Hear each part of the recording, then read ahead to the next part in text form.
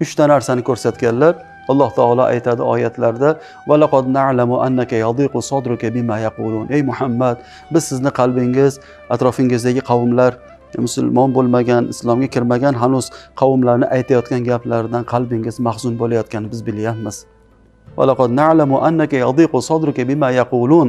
Lekin unday bo'lmasin. Fasabbih bismi robbika va kun minas sajidin. Unday qilmang, siz Robbingizga tasbih ayting.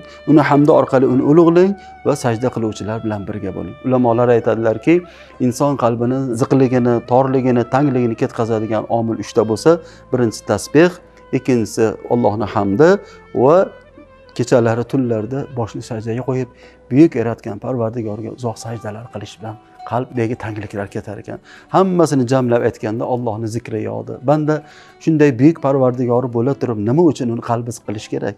Dariga darmon bo'ladigan, mushkulotlarni hal qilib beradigan, duo qilsa ijobat qiladigan, uni duosini tinglab, uni hojatini bitkazishga doim hozir va nozir bo'lgan Robbisi bo'lgan odam aniq aytsa bo'ladiki, hech qachon tushkunlikka tushmaydi. Faqat u bilan mustahkam aloqani bog'lab olsakgina bas.